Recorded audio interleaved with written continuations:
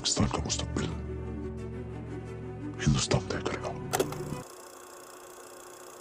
ये सीन जो अभी आपने देखा है, इसके बाद पूरी मूवी की टोन चेंज हो जाती है। हमजा, उसका करैक्टर और उसका बिहेवियर बाकी के पार्ट 1 और इस मूवी के ये सीन तक बिल्कुल चेंज आ जाता है। डिफरेंट आपको फील हो सकता है। जिधर हम लोग पार्ट 1 और ये रिवेंज के ये वाले सीन तक ऐसे फील हो रहा होता है कि एक गैंगस्टर ड्रामा देखा जा रहा है विद सम देशभक्ति, इधर आपको फील होता है कि एक spy action thriller with lots of देशभक्ति दिखनी शुरू हो जाती है। उसके बाद इस सीन के जैसे हमजा और रिजवान अपने लिस्ट के कैरेक्टर्स को एलिमिनेट करना शुरू कर देते हैं, उधर यही लगता है कि अजय सान्याल का कैरेक्टर एम बन चुका है और हमजा हमारा बॉन्ड बन चुका है। बहुत ज़्यादा रिफ्लेक्शंस आपको फील हो सकते हैं क्रैक गहरा बॉन्ड मूवीज़ के, जिधर हमें अभी तक लग रहा था कि पार्ट 1 और इसके मिड सीन तक के एक ऐसा डायरेक्टर है जो breaking bad, gangs of Wasseypur और इनग्लोरियस बास्टर्ड्स को ध्यान में रख के अपनी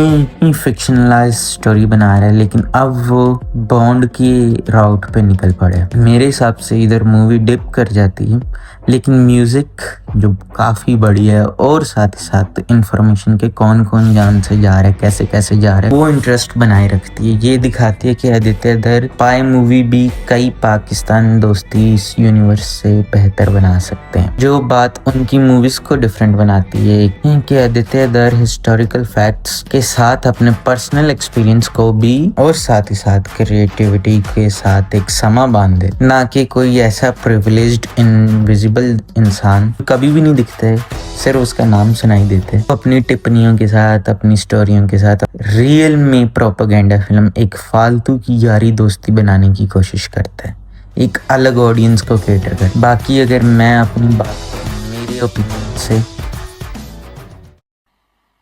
मजा नहीं आ रहा है, वो बात नहीं फील हुई। टेंशन नहीं, कोई सीरियस थ्रेट्स नहीं फील होते स्टार्टिंग के 20 मिनट और आखिरी के 40 से 45 मिनट के अलावा। पार्ट 1 में जो रहमान दकेत के साथ इंटेंसिटी फील होती है, वो पार्ट 2 में मेजर इकबाल के साथ नहीं होती। पार्ट 1 में सेटअप बड़ा अच्छा था, जिधर स्पाई को टॉर्चर किया जाता है, जिधर उससे इंफॉर्मेशन निकालने की कोशिश की जा रही है हमजा के सामने कि इकबाल कितना ब्रूटल है, ये दिखाया जाता है। लेकिन पार्ट टू में उसके पास बाप से गाली खाने के, बड़े साहब के टट्टे चाटने के और हमजा से चूतिया बनने के अलावा कोई काम नहीं। यही अगर आदित्य धर अपनी इंस्पिरेशन जो इनग्लोरियस बास्टर्ड्स से इन्होंने काफ़ी ज़्यादा ली है, उसके हिसाब से जाते तो जैसे हांस लांडा को दिखाया गया है टाइम अपने कन्वर्सेशंस में दूसरे इंसान को पूरा परखता रहता है, वो चाहे वो डेयरी फार्म वाली फैमिली के साथ सीन हो या प्रीमियर पे पहली बार ब्रैड पिट से मिलना हो, वो बंदा इंटेंसिटी को कभी अपनी छोड़ता ही नहीं। वो दिखाता है कि मैं तुझसे हमेशा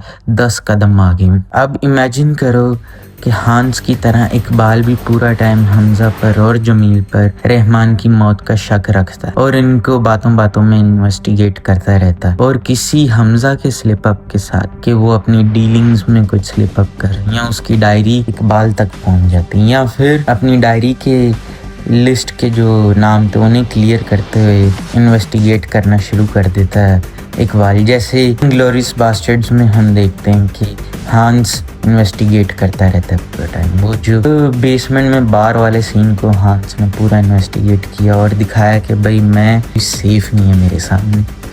उसी तरीके से अगर इकबाल इन्वेस्टिगेट करता वो चूतिए से किसी कांस्टेबल के बजाय, इकबाल अगर इन्वेस्टिगेट करता और हमजा तक पहुंच जाता और साथ में सबके सामने सारे सबूतों के साथ हमजा को एक्सपोज मारने की कोशिश करता, किसी ठोस सबूतों के साथ उसे बड़े साहब के सामने पेश कर देता, तो अर्जुन रामपाल की एक्टिंग, उनके एक्सेंट के ऊपर पकड़ साथ फिल्म एक अलग ही हाई पे पहुंच जाती। A movie is good if your hero is strong, but a movie is great and memorable if your villain is stronger than the hero। पूरी स्टोरी को इंटेंस बनाना, टेंशन में डाल के रखना कि कभी भी मेजर इकबाल पहुंच सकता है मेरे तक, मेरा बांडा फूट सकता है, मुझे ये टॉर्चर किया जा सकता। मेरे हिसाब से पार्ट 2 को एक स्टोरी के ऊपर फोकस्ड रहना चाहिए था, जिस तरीके से पार्ट 1 रहता है। नोटबंदी का सीन, मोदी जी का जीतने का सीन बहुत अच्छा है,